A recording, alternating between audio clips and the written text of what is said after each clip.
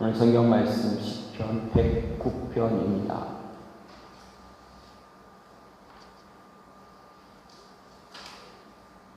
구약 성경 시편 109편입니다.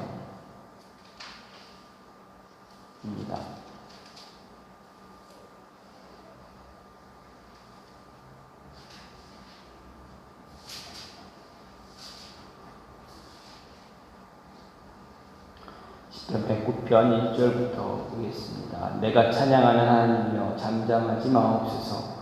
그들이 악한 입과 거짓된 입을 열어 나를 치며 속이는 혀로 내게 말하며 또 미워하는 말로 나를 두르고 까닭없이 나를 공격하였으니이다. 나는 사랑하나 그들은 도리어 나를 대적하니 나는 기도할 뿐이라. 그들이 악으로 나의 선을 갚으며 미워함으로 나의 사랑을 갚았사오니 악인이 그를 다스리게 하시며 사탄이 그의 오른쪽에 서게 하소서. 그가 심판을 받을 때 죄인이 되어 나오게 하시며 그의 기도가 죄로 변하게 하시며 그의 연수를 짧게 하시며 그의 직분을 타인이 빼앗게 하시며 그의 자녀는 고아가 되고 그의 아내는 과부가 되며 그의 자녀들은 유리하며 구걸하고 그들의 황폐한 집을 떠나 빌어먹게 하소서. 고리되고 많은 자가 그의 소유를 다 빼앗게 하시며 그가 수고한 것을 낯선 사람이 탈취하게 하시며 그에게 인애를 베풀 자가 없게 하시며 그의 고아에게 은혜를 베풀 자도 없게 하시며 그의 자손이 끊어지게 하시며 후대에 그들의 이름이 지워지게 하소서. 여호와는 그의 조상들의 죄악을 기억하시며 그의 어머니의 죄를 지워버리지 마시고 그 죄악을 항상 여호와 앞에 있게 하사 그들의 기억을 땅에서 끊으소서. 그가 인자를 베풀 일을 생각하지 아니하고 가난하고 궁핍한 자의 마음이 상한 자를 핍박하여 죽이려 하였기 때문이니이다.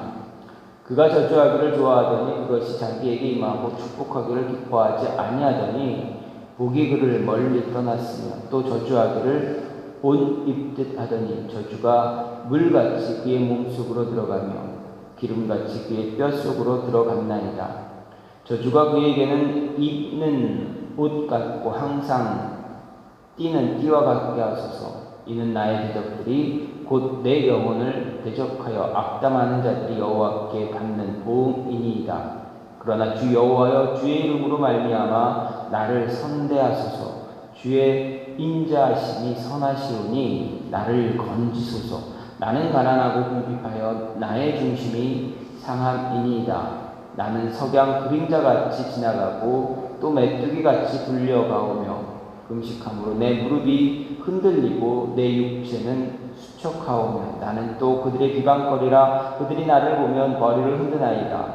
여호와 나의 하나님이여 나를 도우시며 주의 인자하심에 따라 나를 구원하소서. 이것이 주의 손이 하신 일인 줄을 그들이 알게 하소서. 주 여호와께서 이를 행하셨나이다. 그들은 내게 저주하여도 주는 내게 복을 주소서. 그들은 일어날 때에 수치를 당할지라도 주의 종은 즐거워하리이다. 나의 대적들이 욕을 옷 입듯 하게 하시며 자기 수치를 겉옷같이 입게 하소서. 내가 입으로 여호와께 크게 감사하며 많은 사람 중에서 찬송하리니 그가 궁핍한 자의 오른쪽에 서사 그의 영혼을 심판하려 하는 자들에게서 구원하실 것임이로다.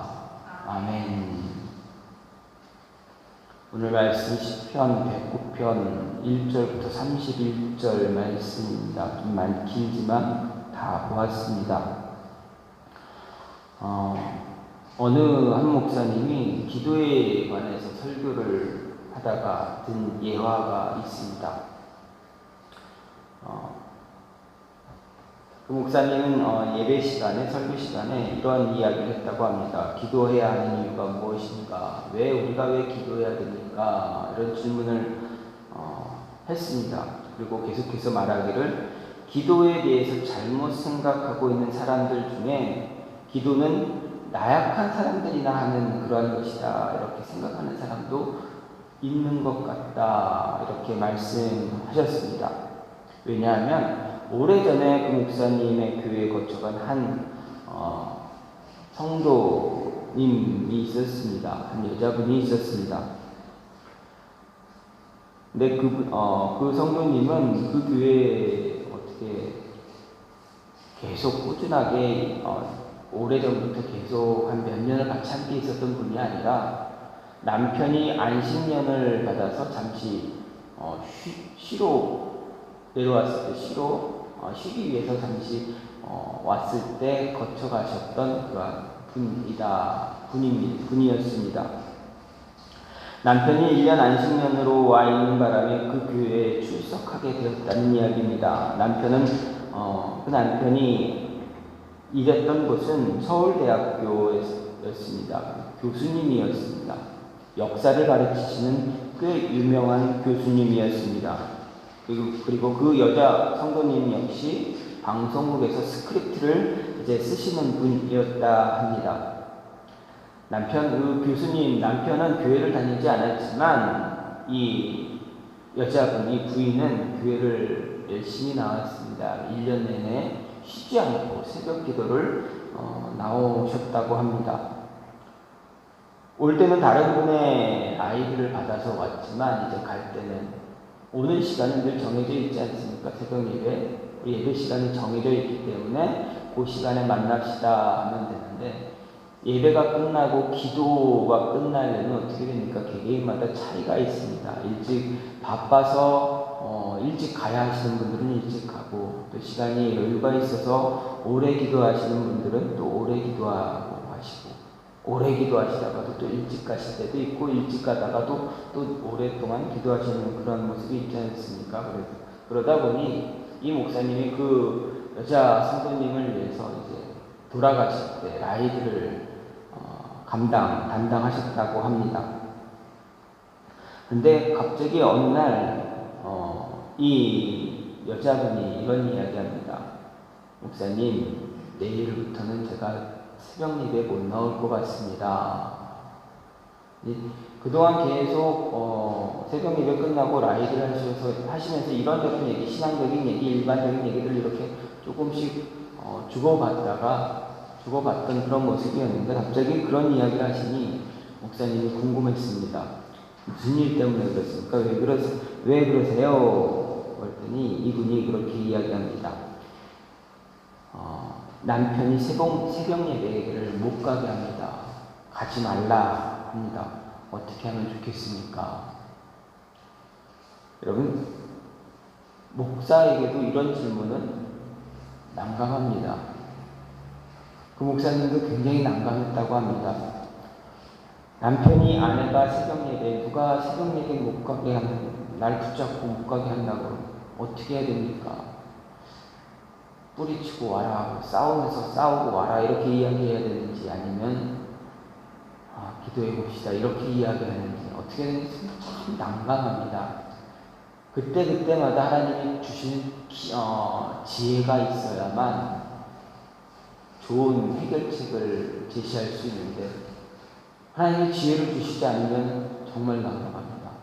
그런데 목사님이 조금 강하게 얘기하셨다고 합니다. 남편에게 강하게 말했어요. 야, 새벽 예배 꼭 나가서 기도해야 한다. 강하게 한번 해보세요. 그리고 내려드리면서 그 이야기하시고 내려드리고 속으로 고민했다고 합니다. 내가 잘 얘기했는지 어떻게 됐는지. 그 다음날 그분이 새벽 기도에 나왔습니다. 그래서 다시 모셔다 드릴 때 어떻게 된 거예요? 어떻게 해서 나오셨습니까? 어떻게 해서 나올 수 있었습니까? 그분이 남편 몰래 일어나서 나오려고 하는데 남편이 갑자기 딱 잡더랍니다. 그러면서 남편이 이렇게 이야기했습니다. 당신은 그렇게 나약한 사람 아니야. 충분히 당신 힘으로 살 수 있어. 새벽기도 안 나가도 당신 충분히 살 수 있어. 당신 그렇게 약한 사람 아니잖아. 이렇게 딱 한마디 했다고 합니다. 그래서 이분이 남편 얼굴을 똑바로 쳐다보고 두 눈을 딱 마주쳐서 이야기했습니다. 당신 내 인생 책임질 수 있어? 딱 했더니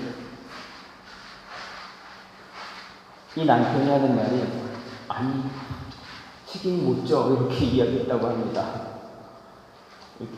조금 어떻게 보면은 우스운 일일 수도 있고, 어떻게 보면 매우 심각한 이야기일 수도 있습니다. 어떻게 결혼한 남편이 자신의 아내를 책임지지 못하겠다라고, 책임 못 진다라고 이야기한다는 좀 말이 안 되지 않습니까? 책임져야 되지 않습니까? 다는 못해도 내가 책임질게 라고 이야기할 수도 있을 텐데, 그분은 아니라는 대답을 했다고 합니다. 그러니까 그 여자 성도님이 그럼 나 새벽 기도 가는 거 막지 마 하고 나왔다고 합니다. 여러분, 우리가 왜 기도해야 합니까?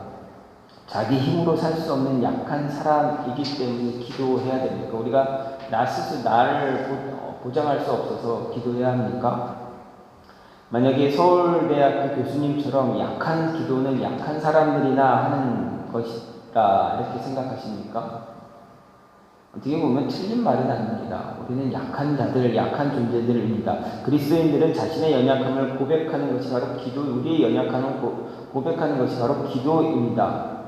꼭 우리가 세상에서 실패한 사람이기 때문에 기도하는 것이 아니라 하나님 앞에서 우리의 삶을 정직하게 살기 위해서 기도하는 것입니다. 우리 스스로 연약함을 고백하고 하나님 앞에서 정직하게 살아가기 위해서 하나님 도와달라, 인도해달라 이렇게 기도하는 것입니다.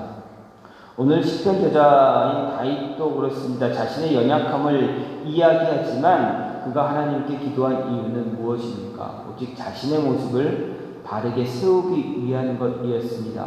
자신에게 일어난 문제를 해결하기 위해서 기도하고 있다라는 것을 볼 수가 있습니다. 그러면 다윗이 오늘 말씀을 통해서 다윗이 기도하는 이유를 생각해 볼 수가 있는데, 먼저 모든 일이 내 생각, 내 뜻대로 되지 않기 때문에 기도한다라는 것입니다. 5절 말씀을 보면 그들이 악으로 나의 손을 갚으며 미워함으로 나의 사랑을 갚았다와 이렇게 다윗이 고백합니다. 또 2절과 3절 말씀을 보면 그들이 악한 입과 거짓된 입을 열어 나를 치며 속이는 혀로 말하고 미워하는 말로 나를 두르고 까닭없이 나를 공격했다 이렇게 다윗이 고백하고 있습니다. 다윗의 이 고백은 자신은 선을 베풀었는데 상대방에게 선을 베풀었는데 그 선을 받은 사람들이 자신에게 어떻게 합니까? 악으로 되돌려주고 있다. 악으로 갚고 있다라는 것입니다. 힘들고 어려운 상황에도 자신만을 돌보지 않고 할 수 있는 대로 자신이 도움을 줄 수 있는 대로 도움을 주었는데 상대방이 어떻습니까? 도움을 받고 나에게 돌려주는 것은 오히려 악이었다. 나를 더 괴롭히는 것이었다라고 합니다. 그렇게 한탄하고 있습니다. 예를 들어서 다윗의 도움을 받은 대표적인 사람들이 누구입니까? 사울입니다. 사울 왕입니다. 이스라엘의 첫 번째 왕 되었던 사울 왕입니다. 그가 블레셋과의 전투할 때 어땠습니까? 블레셋과의 전투를 대치하고 있을 때 골리앗이라는 블레셋 장수가 앞에 섰을 때 이스라엘은 얼마나 작은 모습이었습니까? 얼마나 위태위태했습니까? 그와 맞서 싸울 상대가 없었습니다. 싸움에 지게 되면 이 나라가 위태위태할 그런 모습이 되어버립니다. 그때 나선 사람이 누구입니까? 아무도 골리앗과 싸우기 위해서 대치하고자 하는 그런 마음을 갖지 못했을 때 정말 어린 소년 다윗이 골리앗이 하나님의 이름을 저주하고 하나님의 이름을 망령되게 막 부르짖는 것을 듣고 분개했습니다. 그리고 골리앗과 싸워 이겼습니다. 사울 왕은 다윗에게 큰 빚을 진 것입니다. 목숨의 전쟁터에서 대치 상황이면 죽을 수도 있는 그 상황에서 다윗에게 도움을 받은 사람입니다. 그뿐입니까? 다윗을 죽이기 위해서 계속 쫓아다녔습니다.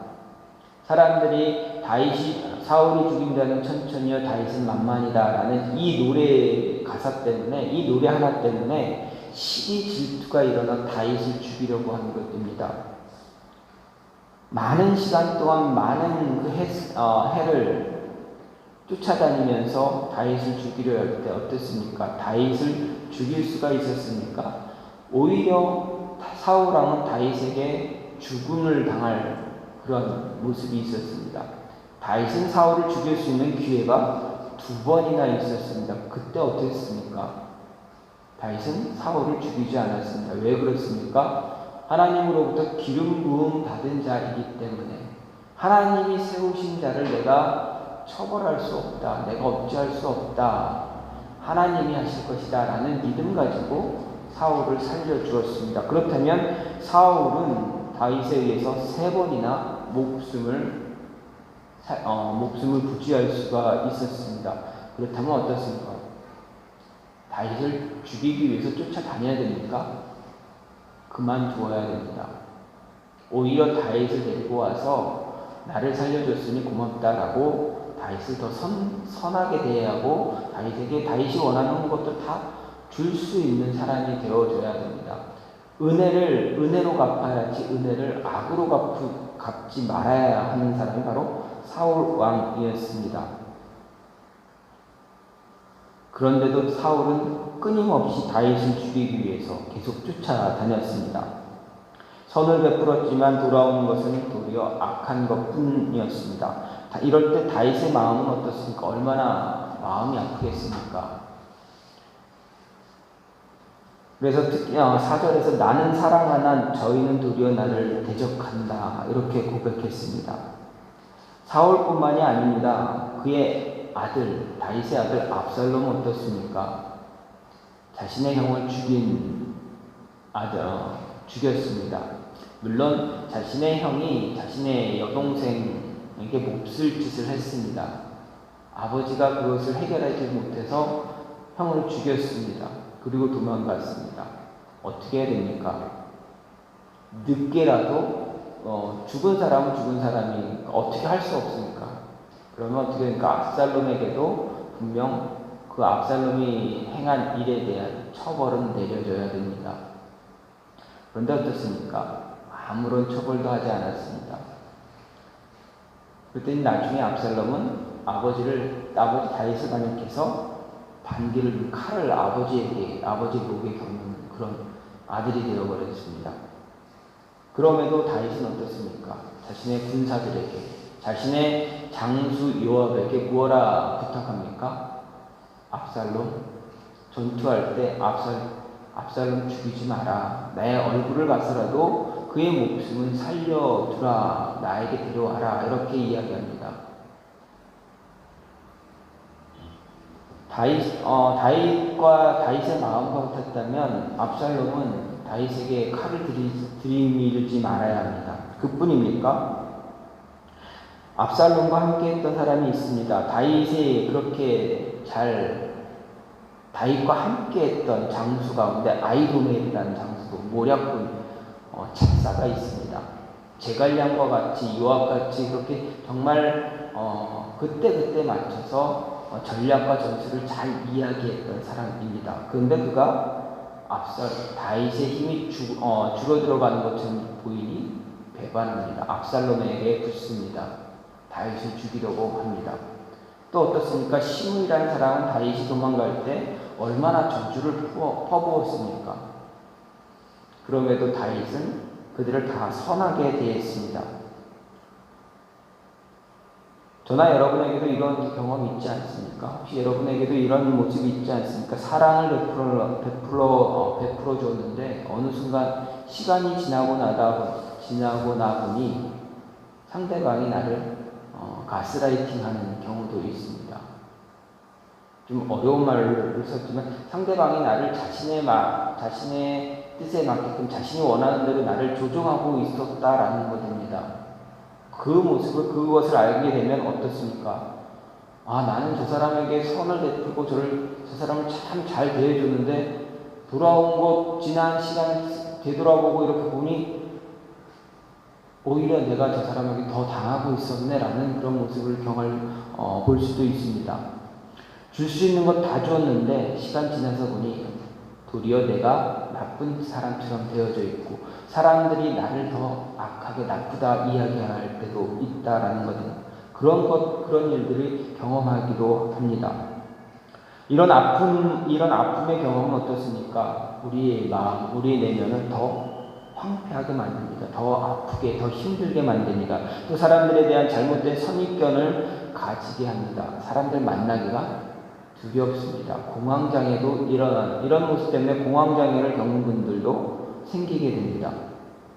사람을 더 이상 신뢰하지 못합니다. 오히려 그 마음에 복수심만 불러오게 합니다. 그때 우리에게 필요한 것이 무엇입니까? 복수입니까? 똑같이 그 상대방에게 똑같이 하는 것입니까? 아닙니다. 하나님은 다윗은 우리에게 이야기합니다. 그때 너희에게, 우리에게 필요한 것이 바로 기도다라는 것입니다. 내 마음과 같진 않지만 그래도 그들을 위해서 기도할 줄 아는 자가 되어야 한다라는 것이 다윗의 고백입니다.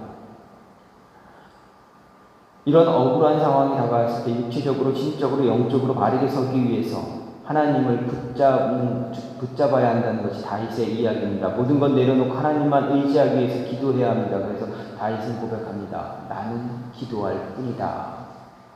다윗은 이러한 배신의 아픔이나 복수심을 갖지 않기 위해서 기도하고 하나님만 붙잡았다는 말씀입니다. 이런 모습이 저나 여러분에게도 필요합니다. 인생 살다 보면 믿었던 사람들에게 배신을 당할 때도 참 많습니다. 우리 마음을 더 아프게 할 때도 많습니다. 그때 우리도 그들과 동일한 사람 되지 않기 위해서 어떻게 해야 됩니까? 기도해야 합니다. 하나님이 나에게 베푸신 그 사랑, 내가 또 간직할 수 있게 해달라고 기도해야만 합니다. 또 두 번째로 나의 악함을 제어하기 위해서 기도해야 됩니다. 6절부터 20절 말씀을 보면 어떻습니까? 다윗이 고백합니다. 자신을 저주한 자들, 그들에게 하나님, 자신을 괴롭게 했던 사람들, 그 악인들을 하나님이 다스려달라 이렇게 합니다. 자신이 저주하는 것이 아니라, 자신이 그들을 어떻게 하는 것이 아니라 하나님께 맡깁니다. 하나님이 해주세요 이렇게 고백합니다. 다윗은 자신이 선을 베풀었음에도 불구하고 돌아온 것이 배신이었고 악함이었다 고백합니다. 그래서 6절부터 고백하기를 자신을 대적한 자들을 향해서 저주를 퍼붓고 있습니다. 6절에서 다윗은 자신을 괴롭게 했던 자들이, 악인이 그를 다스리게 해달라 이렇게 합니다. 사단이 그의 오른쪽에 서게 해달라까지도 고백합니다. 천하의 다윗이 이런 고백을 하고 있습니다. 믿음의 사람 다윗이, 하나님 앞에 그렇게 붙잡혔던 사람 다윗이 이런 고백을 하고 있습니다. 하나님, 저 사람에게 하나님이 대가를 치르게 해주달라고. 자신은 어찌할 수 없지만 어찌할 수 없으니 하나님이 대신 저들에게 저들을 징벌해 달라고 다윗이 고백하고 있습니다. 그렇다면 다윗의 심정이 얼마나 힘들었으면 이렇게까지 이야기하겠습니까? 성경은 다윗을 이야기할 때 선한 왕, 정말 다윗과 같은 사람이 없다라고까지 평가하는 것이 바로 성경입니다. 그런데 다윗은 오늘 말씀을 통해서 이야기합니다. 하나님 저들을 심판해달라고, 저들을 저주해달라고 이렇게 이야기합니다. 얼마나 힘들고 어려웠으면 다윗이 이런 고백을 하고 있겠습니까? 자신이 당한 억울함 때문에 자신을 괴롭히던 자들을 향해서 더 악한 사람이 그를 괴롭히게 해달라고 하는 것이, 사탄이 그와 함께 함으로 인해서 그 인생이 파탄날 정도로 파탄나게 해달라고 고백합니다. 이런 고백을 할 정도였으면 다윗의 마음이 얼마나 힘들었을까 우리는 생각할 수가 있습니다. 그런데 이런 모습이 다윗에게만 있습니까? 저에게도 있습니다. 여러분에게도 있습니다. 우리를 힘들게 하면 가끔은 생각합니다. 하나님 저 사람 어떻게 좀 해주세요. 이렇게 이야기하기도 합니다. 일반적인 사람들에게 나타나는 그런 공통적인 모습입니다. 나를 괴롭게 한 사람들을 향해서 저주를 퍼부을 수 있다는 것을 보여줍니다. 당시 이스라엘이나 주변 국가들의 문화에서 복수나 보복은 그렇게 특별한 일 아닙니다. 심지어 무고하게 피해를 입거나 살해를 당한 사람들을 위해서 그의 친족들은 피해 복수에 대한 의무도 갖고 있었다는 이야기입니다. 그렇다면 우리도 이런 피해 복수를 위해서 칼을 갈아야만 하겠습니까? 그리스도인으로서 나를 힘들게 한 사람을 향해서 복수의 칼날을 그들을 향해서 복수의 칼을 이렇게 내밀어야 되겠습니까? 다윗은 철저하게 이 모습은 내가 할 수 있는 내가 하는 것이 아니다라고 고백합니다. 모든 것 다 하나님께 맡깁니다. 그래서 다윗은 철저하게 보수는 내 것이라 그들의 실족할 그때 갚으리로다. 그들의 환난의 날이 가까우니 당할 그 일이 속히 임하리로다. 이렇게 이야기합니다. 하나님의 말씀 따라 하나님 모든 것을 하나님께 다 맡기고 기도하고 있는 것이 바로 다윗입니다. 그렇습니다. 우리는 우리 안에 있는 악한 것을 제거하기 위해서 기도해야 됩니다. 내 안에 있는 악한 마음들, 그대로 마음대로 내가 내 안에 일어나는 그 모습대로 다 행하는 것이 아니라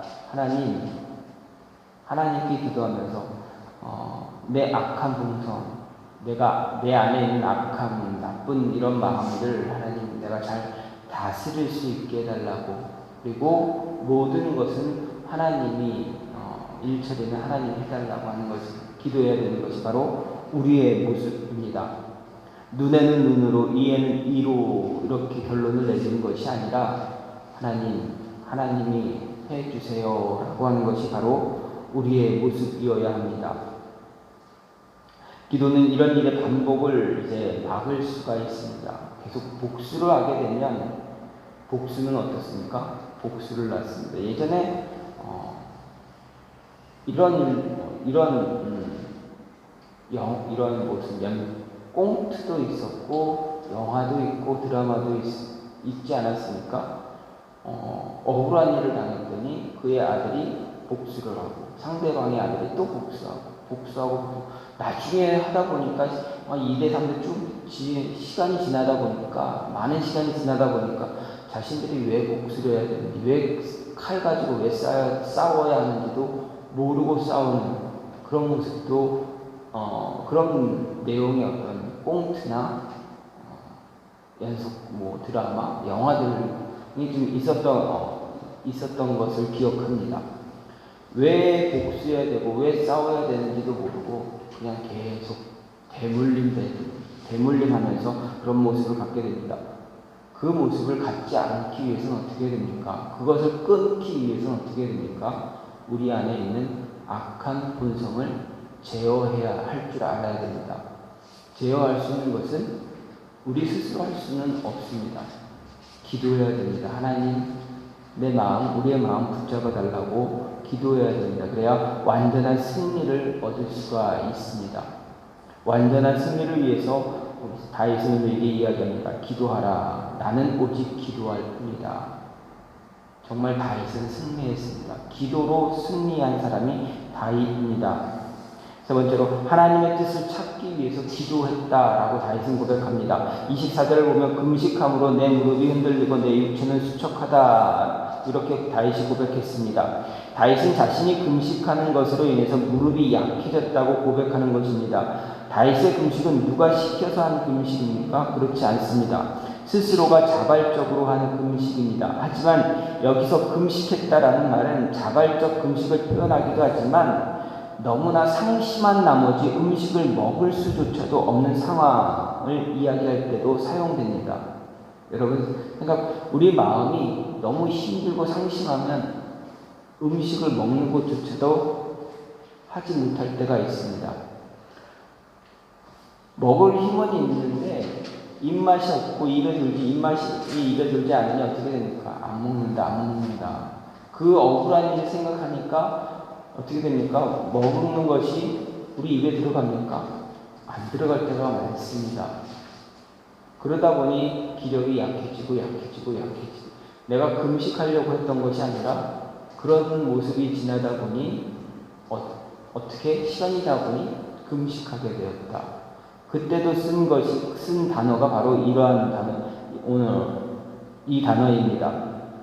후자의 입장으로 보면 다윗이 음식을 먹지 못할 정도로 상심이 컸다면 얼마나 컸고 혼란이 극심했다라는 것을 알 수가 있습니다. 하지만 이보다는 다윗이 대적들의 박해 직면에서 하나님 뜻을 발견하거나 어떤 결단을 내리기 위해서 자발적으로 금식했다라는 것입니다. 그 금식이 길어졌기 때문에 자신의 무릎이 약해졌다 이야기하는 것입니다. 다윗의 금식은 자신이 처한 상황에 대해 올바로 인식하기 위해서, 그리고 이런 상황을 자신에게 주신 하나님의 뜻이 어디 있는가 알기 위해서 금식하고 기도하고 있다는 것을 알 수가 있습니다. 우린 다윗처럼 하나님의 뜻을 알기 위해 기도해야 합니다. 특히 다윗과 같이 절박한 상황이라면 다윗이 한 금식 기도를 우리도 할 수 있어야 합니다. 다윗이 시도한 이 금식 기도는 자신의 뜻을 관철하기 위해서 하나님께 자신의 뜻을 관철시키기 위한 그런 기도가 아니었습니다. 오직 하나님의 뜻이 어디 있는가 알기 위한 것입니다. 이런 기도는 자신의 목숨을 담보로 해야 됩니다. 근데 가끔 가다 보면 많은 사람들이, 그리스도인들이 기도할 때, 금식 기도할 때 어떻게 합니까? 자신의 뜻을 관철시키고 내가 원하는 것을 얻기 위해서 하나님께 금식할 때가 많습니다. 다윗은 무엇라 이야기합니까? 다윗이 우리에게 보여주는 것은 무엇입니까? 원하는 것을 얻기 위해서 기도하는 것이 아니라 하나님의 뜻을 찾기 위해서 기도해야 한다 이야기합니다. 디아스포라 유대인들을 향해서 하만의 계획에 대한 하나님의 뜻을 알기 위해서 기도했던 에스더를 생각해 보십시오. 하만은 모르드게를 죽이기 위해서 계략을 짰습니다. 그런데 모르드게만 죽이려고 한 것이 아니라 유다인들, 이스라엘 백성들 전체를 다 죽이려고 했습니다. 그때 모르드게가 자신의 조카 에스더에게 왕에게 나가서 하만의 계획을 알려달라, 우리를 구원해달라 청원을 합니다. 하지만 어떻습니까? 에스더는 왕의 부름을 받지 못한 때가 너무 많은 시간 동안 부름을 받지 못해서 할 수 없습니다 라고 이야기합니다. 그때 모르드게가 에스더에게 충고합니다. 이때를 위해서 하나님이 너를 왕의 아내로 삼은 것일지도 모르지 않냐 이렇게 이야기합니다. 그때 에스더가 깨닫게 됩니다. 하나님의 뜻이 분명 어딘가에 있겠지. 하나님의 뜻이 무엇일까? 그리고 에스더 왕비가 금식합니다. 자신만 합니까? 자신의 삼촌 모르드게에게, 그리고 유다인들 모두에게 함께 같이 기도하자 이렇게 합니다. 하나님의 뜻을 알기 위해서 기도하는 것입니다. 그 하나님의 뜻은 무엇이었습니까? 에스더를 통해서, 모르드게를 통해서 유다인들, 이방 땅에 살고 있는 유다인들 모두를 지키는 것이었습니다. 우리는 하나님의 뜻을 찾기 위해서 이렇게 기도해야 합니다. 내 생각, 내 뜻을 이루기 위해서 기도하는 것이 아니라 하나님의 뜻이 어디에 있는지, 하나님의 뜻을 이루기 위해서 기도해야 한다라는 이야기입니다. 다윗의 기도 역시 하나님의 뜻을 찾기 위한 그런 기도였다는 이야기입니다. 마지막으로 악인들의 저주를 복으로 변화시키기 위해서 우리는 기도해야 합니다. 다윗은 기도하기를 그들은 내게 저주하여도 주는 내게 복을 주소서 이렇게 기도합니다. 원수들은 나에게 저주를 할지라도 하나님은 나에게 축복해달라는 그러한 간구입니다. 다시 말해서 원수들의 저주가 변해서 축복이 되게 해달라는 이야기입니다. 왜 그렇습니까? 하나님의 축복에 대한 확신은 악독한 저주의 화살을 무력화시킬 수 있기 때문입니다. 사실 적대적인 관계에 있는 사람들끼리 서로 향해서 저주를 하는 것, 일반적으로 그런 모습이 많이 있습니다. 상대방이 나에게 막 욕을 하고 하면 어떻게 합니까? 나도 상대방에게 욕하는 것은 어떻게 보면 자연스러운 일입니다. 당시 다윗이 있던 그 시대에만 하더라도, 그때의 풍습만 보더라도 적대적인 관계를 갖고 있던 나라들은 서로를 향해서 저주를 했습니다. 나에게 저주라는 것을 그래 너희가 힘드니까 그렇지라고 받아들이는 사람들이 거의 없다라는 것은, 그런 나라도 거의 없습니다. 예를 들어보면 민수기 22장 말씀을 보면 모압 왕 십볼의 아들 발락이 나타납니다. 이스라엘 백성들이 가나안으로 가는 그 과정 속에서 모압 왕과의 어떤 문제가 생겼습니다. 근데 이스라엘 백성들이 모압 왕 발락을 어떻게 치려고 하는 것입니까? 그러지 않습니다. 그냥 가기만 하면 됩니다. 그냥 내버려 두면은 그냥 잘 갑니다. 그런데 어떻게 합니까? 모압 왕 발락은 이스라엘을 저주하기 위해서 누구에게 사람을 보냅니까? 발람에게, 선지자 부올의 아들 발람에게 사람을 보내서 이스라엘을 저주하게 해달라, 그렇게 이야기합니다. 그런데 어떻게 됩니까? 발락이 원하는 대로 이스라엘을 저주합니까? 하나님은 그 선지 발람 선지자의 입을 통해서 이스라엘 도리로 축복합니다. 이에 대해서 느헤미야는 저희 양식과 물로 이스라엘 자손을 영접지 아니하고 도리어 발람에게 뇌물을 주어 저주하게 하였습니다. 그러나 우리 하나님이 그 저주를 돌이켜 복이 되게 하셨다, 이렇게 느헤미야가 이야기합니다. 즉 하나님의 백성을 미워하는 적들은 그들을 저주하고 멸망케 되길 소원하였지만 하나님은 어떻게 합니까? 도리어 대적의 저주를 복으로 바꾸어 주시는 분이다라는 얘기입니다. 그럼 우리는 어떻게 기도해야 됩니까? 하나님, 우리를 힘들고 어렵게 하는 사람들의 그 모습들을, 그런 행동들, 하나님, 그런 모습이 우리에게 도리어 복이 될 수 있게 해달라고. 그들이 아무리 우리를 힘들게 할지라도 하나님의 은혜가 우리 안에 있어서 우리가 더 하나님의 더 많은 은혜 체험하면서 살아갈 수 있게 해달라, 이렇게 기도해야 한다는 것입니다. 동일하게 하나님, 저 사람들 나에게 이렇게 힘들게 이거 갚아주세요, 이 기도가 아니라, 하나님, 이 순간, 이 힘들고 어려운 이 순간에 하나님의 은혜가 어디에 있는지, 하나님의 생각이 어디에 있는지 내가 경험할 수 있게 해달라고, 하나님의 뜻을 찾을 수 있게 해달라고 하는 그런 기도가 우리에게 더 필요하다라는 겁니다. 물론 이렇게 기도하는 게 매우 어렵습니다. 그렇지 않습니까? 늘 매일매일 기도하면서 나를 괴롭히고 힘들게 한 사람을 위해서 기도한다는 것 쉽지 않습니다. 예를 들어서 우리 아이들이 학교를 갑니다. 중고등학생 아이들이 학교를 갑니다. 근데 학교 가면 나를 괴롭히는 애들이 있습니다. 괴롭히는 애들은 꼭 한 사람을 타겟을 정해서 괴롭힙니다. 집요하게 괴롭힙니다. 근데 괴롭힘 당한 아이가 자신을 괴롭히는 아이를 위해서 기도한다? 쉽겠습니까? 어렵습니다. 할 수가 없습니다. 그럼에도 하나님은 우리에게 이야기할 때, 우리에게 원하실 때 하나님의 뜻이 어디 있는가를 생각하면서 기도하라 이야기하십니다. 몇 년 전에 제가 경민고등학교 이렇게 해서 성경 수업 예배를 인도하러 갔다가 많은 대화 가운데 있습니다. 한 학생, 이제 몇 년 지났을 때 그 학생이 아마 졸업해서 딱 이제 학교 다니지, 대학교를 갔던가 아니면 직장 생활을 하던가 할 텐데, 대화 가운데 자신을 힘들게 한 사람을 용서할 수 없다, 이렇게 이야기하는 걸 들었습니다. 야, 너 교회 다니지 않니? 교회 다니는데 그 사람은 용서할 수 없습니다. 그래서 막 이렇게 대화가 오고 가고 하다가 그 아이가 저에게 그랬습니다. 만약에 나를 우리 모르게 이렇게 괴롭혔던 사람이 목사님의 딸과 나중에 딸이 나중에 커서 이렇게 결혼하게 되는데 그 사실을 알게 되면 받아들일 수 있어요? 이렇게 묻습니다. 어떻게 대답을 해야 되겠습니까? 저는 이런 일들이 있으면 좀 생각이 굉장히 많아집니다. 오늘 그건 받아들일 수 없지라고 할 수도 있고, 아니 받아들여야지라고 할 수도 있습니다.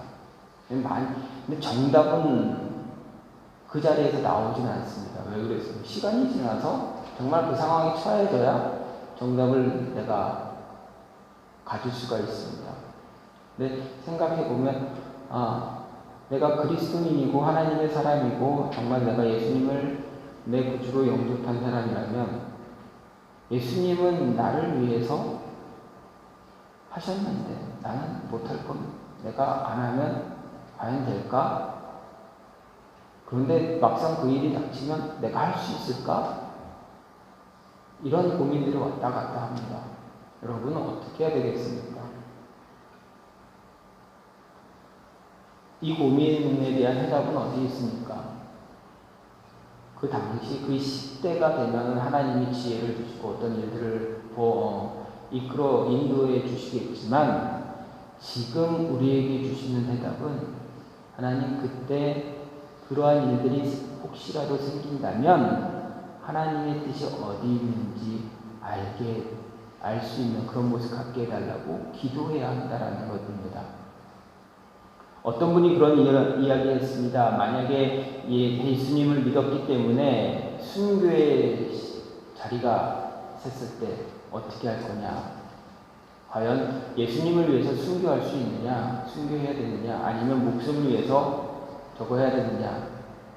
목숨 때문에 예수님을 잠시 모른다고 하더라도 예수님이 하나님이 너 그때 그래 이렇게 하면서 우리에게 뭐라고 하시겠습니까? 그러지 않을 것입니다. 우리 사정 너무나 잘 알고 계시기 때문에 너 왜 그래서 예수님이 베드로에게 그랬어? 너 왜 그때 나한테 그랬어? 너 왜 3번 나 모른다고 그랬어? 내가 너한테 분명히 얘기했지, 경고했지. 근데 너 왜 그랬어? 베드로에게 그렇게 하셨습니까? 안 했습니다. 내가 너 사랑하는 거 알지? 그 말만 하셨습니다. 그때 베드로는 어땠을까요? 용서함받고 자신의 마음에 있던 그 무거운 짐을 내려놓을 수가 있었습니다. 여러분 어떻게 해야 됩니까? 그때 그러한 상황이 닥치면 하나님 그때를 위해서 지금 준비해야 된다, 기도해야 된다 라는 이야기를 어떤 분이 저에게 하셨던 일들이 기억이 납니다. 그런 상황이 다가왔을 때 할 수 있는 그런 상황을 이겨나갈 수 있도록 지금부터 준비해야 된다. 기도할 수 있을 때 준비해야 된다라는 이야기입니다. 그때 그때 당하면 기도 못한다. 지금부터 기도해야 한다. 이야기하셨습니다. 맞습니다. 다윗도 마찬가지입니다. 악인들의 저주를 복으로 변화시키기 위해서 지금 계속 기도했습니다. 하나님, 저 사람들 나를 힘들게 하는데 내가 저들을 저주하지 않게 해달라고. 저들이 나를 힘들게 하는 게 오히려 하나님의 은혜가 내가 내 안에 더 임할 수 있는 모습이 될 수 있게 해달라고 다윗은 계속 기도하고 있다라는 것입니다. 이 모습이 저와 여러분에게 있기를 간절히 소망합니다. 우리는 매 순간 기도해야 합니다. 기도에 붙잡힌 삶을 살아야 합니다. 그러면 왜 기도해야 됩니까? 내 생각과 다르기 때문에 그렇습니다. 하나님의 뜻과 내 생각은 다르기 때문에 그렇습니다. 또 내 안에 있는 악한 일들, 악한 본성을 제어하기 위해서 기도해야 합니다. 하나님 뜻 찾기 위해서 기도해야 합니다. 그리고 저주를 나를 힘들게 하는 힘들게 했던 그 상황들이 오히려 하나님의 은혜로 축복의 모습으로 변화될 수 있게 해달라고 기도해야 한다라는 것입니다. 기도 많이 하시는 줄 압니다. 더 많이 기도하셔서 정말 하나님의 뜻, 하나님이 주시는 은혜 더 많이 받으시고 더 많이 간증하시는 여러분이 되기를 간절히 소망합니다.